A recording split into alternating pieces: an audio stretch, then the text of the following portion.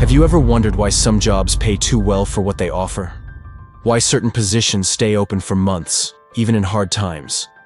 I should have asked myself those questions before I took the park ranger job at Watchtower 4 in Blackwood Ridge National Park. My name is Caleb, and for 3 months, I was the only human being in a 50-mile radius. 3 months that completely changed my perception of what's real and what isn't. When I applied for the job, I thought I was running away from my problems. 2 years of therapy after Afghanistan, chronic insomnia, and the constant feeling that the city was suffocating me. The ad promised total isolation and an above-average salary. It seemed perfect for someone who just wanted peace. They didn't mention the rules.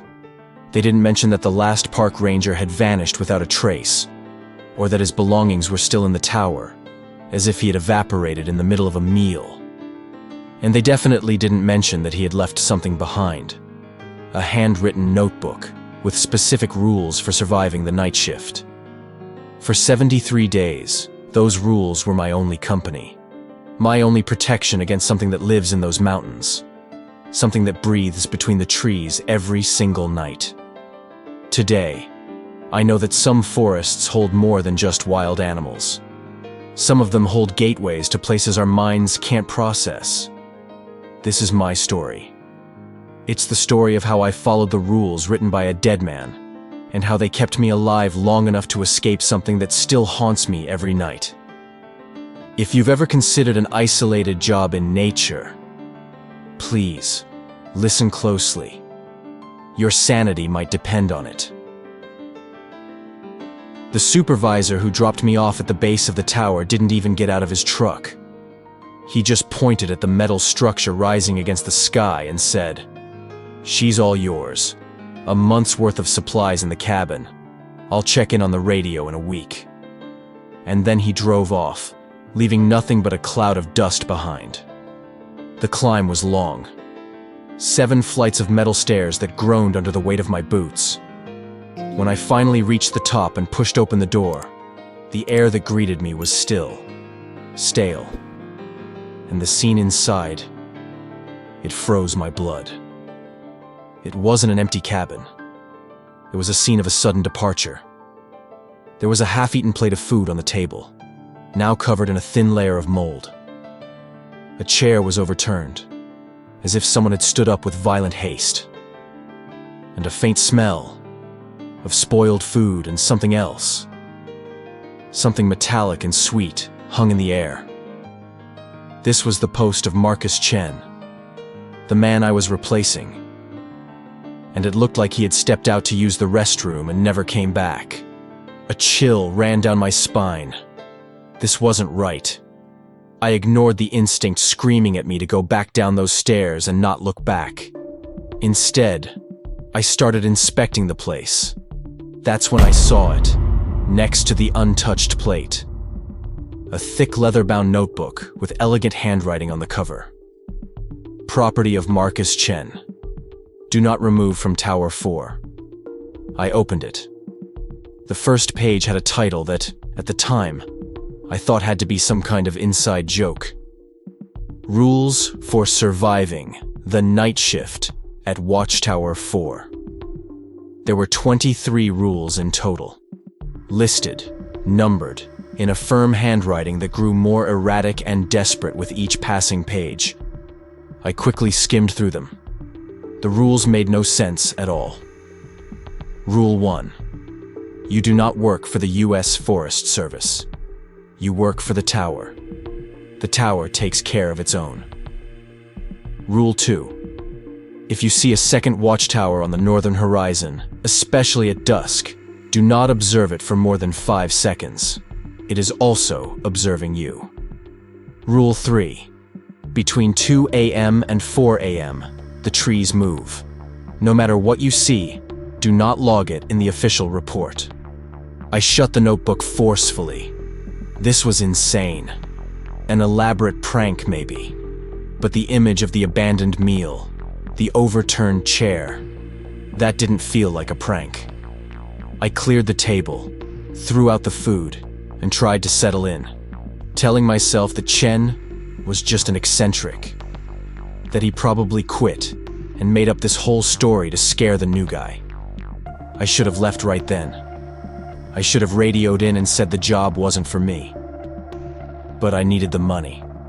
And deep down, a part of me, the part that never went quiet after the army, needed to know what really happened to Marcus Chen. The first night in Blackwood Ridge fell like a shroud. The sun was gone, and with it, all sense of normalcy. Up there, in the cabin, the world was reduced to the circle of my flashlight beam on the yellowed pages of Marcus's notebook. I read it from cover to cover, twice. The 23 rules seemed like a manual for madness. But the image of Marcus's abandoned meal wouldn't leave my mind. This wasn't a joke. At 1:45 a.m., I positioned my chair and binoculars in front of the north-facing window, my heart hammering against my ribs. Rule number 3 was clear. Between 2 a.m. and 4 a.m., the trees move. I had to see. I had to know if this was real, or if I'd taken a job from a lunatic. Promptly, at 2 a.m., the macabre spectacle began. At first, it was subtle. The tops of the farthest trees started to lean, as if a strong wind was passing through. But there was no wind. The air was still, cold. Then, the movement became more violent, unnatural. The trunks bent and twisted as if they were made of rubber, the branches intertwining in impossible shapes. They were dancing a silent, profane waltz against the starless sky. My breath caught in my throat. This wasn't possible, but it was happening right before my eyes. That's when the knocking started. Thump, thump, thump. 3 dry, muffled knocks from the base of the metal tower. Exactly as in rule number 2. My body went rigid.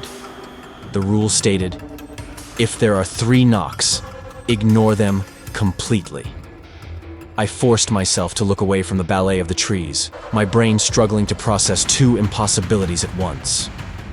The knocking repeated twice more and then ceased, but my relief was short-lived. At 3:15 a.m., the next event began. A laugh. It was the crystal-clear sound of a child, coming distinctly from the south. A happy laugh, which was the most terrifying thing I had ever heard, because it didn't belong there. I flipped through the journal with trembling hands until I found rule number 12. If the sound comes from the south, turn off all lights, lock the door, and remain in absolute silence until it stops. I didn't hesitate. I killed the cabin light, the stairwell light, even the small bulb of my flashlight. The darkness was total, suffocating. I locked the door and huddled on the floor in the darkest corner of the cabin. The laughter continued for 15 long, torturous minutes. Sometimes it sounded distant. Other times it seemed to be right outside the window, floating 100 feet in the air. When it finally stopped, the silence that remained was even more frightening. And in my head, a single certainty was forming. Marcus Chen was not crazy. He was a victim. And now, the place was testing me. I waited for almost an hour before turning on any lights.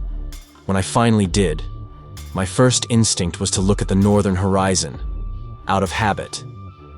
And that's when my heart stopped for good. There it was. A second watchtower, identical to mine, silhouetted against the sky where before there had only been trees.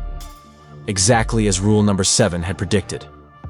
I grabbed the binoculars, my hands slick with sweat. The phantom tower looked solid, real. And in its window a faint light was flickering. And then I saw it. A human silhouette, standing there, holding binoculars, watching me back. I remembered the rule. Do not look for more than 5 seconds. I yanked my eyes away, my neck aching. I grabbed 3 emergency flares, as the rule instructed, and fired them in sequence into the sky. The red light painted the night for an instant, When I dared to look again, the tower was gone. But the feeling of being seen by that other figure, that never went away. The next morning's sun felt like a lie, a cruel joke. How could the world look so normal, so vibrant and alive after the night I'd had? I spent the entire day with Marcus Chen's notebook in my hands, reading and rereading every rule until the words started to lose all meaning. I was no longer a skeptic. I was a convert. Fear had baptized me the night before. I tried to keep a routine, to pretend it was just another day at work. I cleaned the equipment, checked the maps, made useless notes in my own logbook. But my eyes wouldn't leave the door and the windows. Every bird that flew by, every leaf that fell, made my heart jump. It was in the cabin's small bathroom that my sanity truly began to fracture. I needed to wash my face, to feel the cold water, to try and reconnect with the man I was before I climbed that tower. I stood before the small, worn mirror and stared at myself. It was me. Tired, scared, with dark circles that looked like ditches. But it was me. I moved my head to the left. The reflection followed. To the right. It followed too. It seemed normal. Until I stopped, completely still, and stared intently into the eyes of my own image. And then, my reflection blinked. But I didn't. I felt my blood turn to ice. I stood paralyzed, staring at that version of myself in the glass. The thing on the other side slowly raised its hand and touched the mirror from within, as if it wanted to break through and touch my own. And then, most terrifying of all, it smiled. A smile that wasn't mine. A wide, satisfied, almost predatory smile. I jumped back, tripping over the small rug, my heart hammering in my throat like a war drum. That wasn't a reflection. It was something else. Someone else. Wearing my face. And in that exact moment of panic, the communication radio on the desk, until then silent, crackled to life with a deafening hiss. Voice on the radio. We like your face. We want to use it. The voice wasn't human. It was a collage of sounds, broken words that crawled out of the speaker. It was a sound that made your teeth ache. I ran to the radio, hand trembling, and switched it off forcefully. The silence returned, but now it was worse, filled with the memory of that voice and the image of that smile. In desperation, I grabbed Marcus's journal. I needed another rule. I needed an answer. And there it was. On a page near the end of the notebook, Marcus's handwriting looking like it had been written during an earthquake. Rule 18. The thing in the glass is one of them. The radio is their voice. If your reflection acts on its own, it is watching you.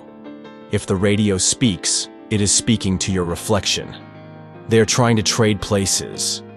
Turn off the radio and do not look at any reflective surface for 1 hour. They are trying to trade places. That sentence broke me. I looked at my watch. 1 hour. An entire hour without being able to look at the windows, at my phone screen, not even at the metal kettle in the kitchen. An hour, trapped in a glass cabin at the top of the world, knowing that something with my face was on the other side, waiting for a chance to take my place. I spent that hour locked in my own private hell, sitting on the floor in the center of the cabin, as far as possible from any surface that could show me that face that wasn't mine. Every creak of the wood felt like a countdown. When my watch alarm finally went off, relief didn't come. Only exhaustion and the certainty that the night wasn't over. I got up, drained. Cautiously, I looked at the window. Empty. Just the darkness of the forest. But I knew it was there, somewhere in the glass, waiting. That's when I heard a new sound. It wasn't knocking. It was the sound of the doorknob, turning, slowly. First one way, then the other. Something outside was testing the door, calmly, unhurriedly, as if it knew I was inside, listening. My blood turned to ice. This was different. This was an attempt to get in. I ran to the door and braced it with a chair, my body trembling.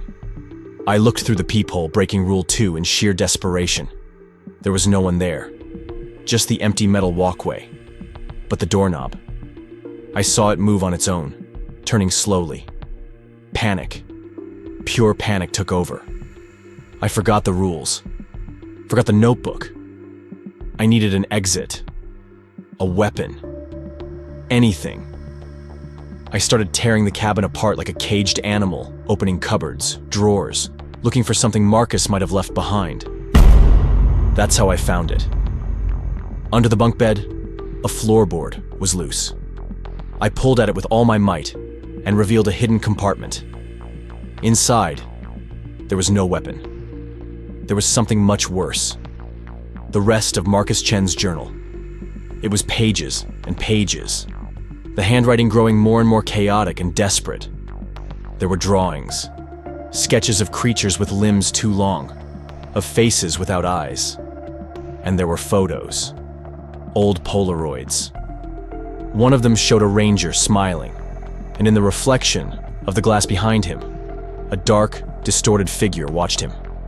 In another, a photo of the cabin, and in the window, a smiling face with my face. My stomach churned, but I kept reading. And then, on the last page, I found the entry that would change everything. Night 47. The radio spoke to the thing in the glass again. They don't want me. They want it. This isn't about the forest. The tower isn't haunted. It's a beacon, a lure. It draws lost souls. Souls like mine, and like yours. The tower is a door, an observation post for a place that shouldn't exist. A place that bleeds into our world through spots like this. A place of silence and impossible rules. I heard one of the other rangers call it by its name. He whispered it over the radio before he vanished. He called it Xarathiel. Xarathiel. The word didn't feel real, but at the same time, it explained everything. The weight in the air, the rules, the reflection. It wasn't a ghost. It was a dimension. And I wasn't in a watchtower. I was on the border. At that moment, the sounds at the door began again. But this time, it wasn't the doorknob. It was banging. Fast. Violent. Frantic. As if whatever was out there knew I had just discovered its secret name. And now, it really wanted in. The banging was no longer a test. It was an assault. The wooden door trembled, cracking under the force of each impact. I retreated to the farthest corner of the cabin, Marcus's journal pages scattered on the floor. Xarathiel. The word pulsed in my mind, but now it had a sound. The sound of the violence on the other side of that door. A stronger crash, and the lock shattered. The door flew open with a jolt, slamming against the inside wall. And what came in was not human. It wasn't a bear. It wasn't a man. It was tall, slender, with limbs that seemed too long for its body, moving in a way that broke the laws of physics. Its skin was dark and gnarled, like old tree bark, stretched over bones that seemed too sharp. But the face was a blur of humanoid features twisted into a mask of agony, and where the eyes should have been, there were only 2 points of sickly pale light, staring at me with a cold, predatory intelligence. It didn't walk. It flowed into the cabin. The smell of ozone and wet earth filled the room. My entire body screamed at me to run, but there was nowhere to go. I was trapped 100 feet in the air with that thing. My training told me to fight. But how do you fight a moving shadow? I grabbed the only thing that resembled a weapon, an emergency flare from the first aid kit.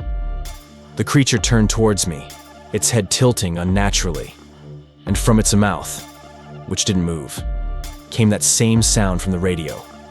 That guttural, distorted voice, but this time forming one clear word. Caleb. My name. That thing knew my name. That's what snapped me out of my paralysis.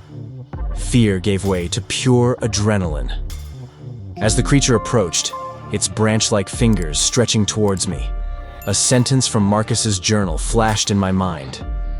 A rule I'd skimmed over, not paying it much attention. Rule 21. It lives in shadow and hates sudden light. Not sunlight, not moonlight. The light of surprise. Make it see what it doesn't expect. The light of surprise. It wasn't about illuminating the room. It was about shock. With trembling hands, I armed the flare. I aimed, not at the creature, but at the ceiling.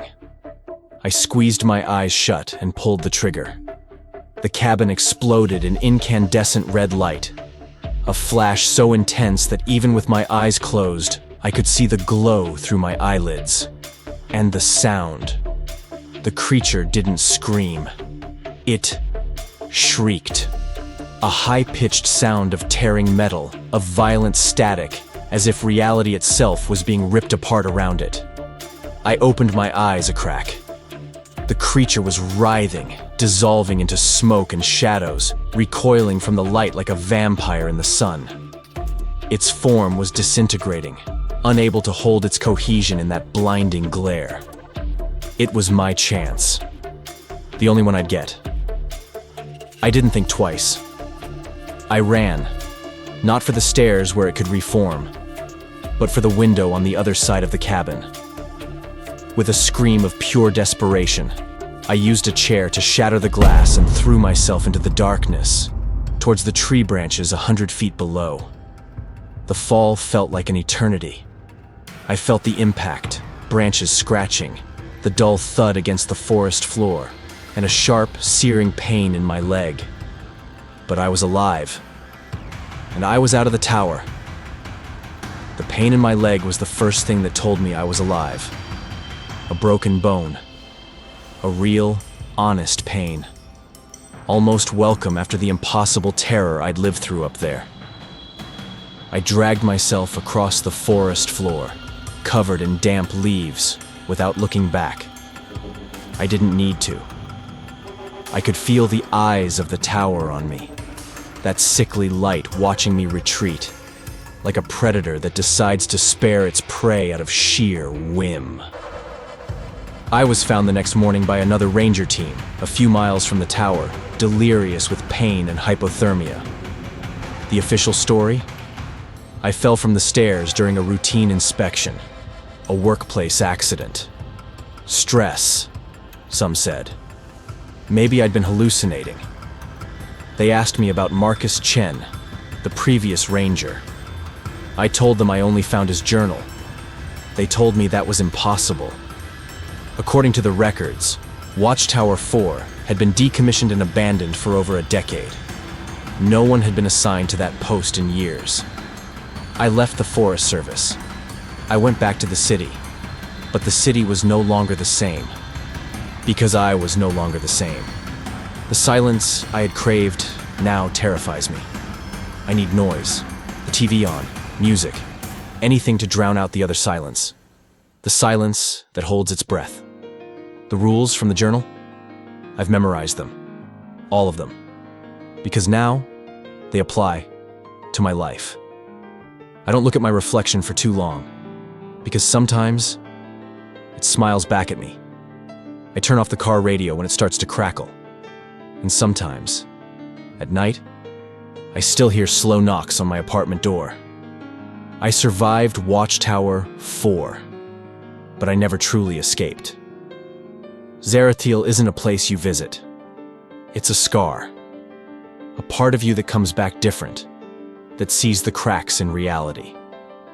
I know that Tower is still out there, in the middle of that forest, waiting. A silent beacon with a light that shouldn't exist, and it's still watching. And you? If you were in my place, would you have followed the rules, or would you have risked breaking them? Leave your story in the comments with the phrase, "The forest watches," so I know you survived until the end. Like, share, and subscribe for more rules that shouldn't be broken.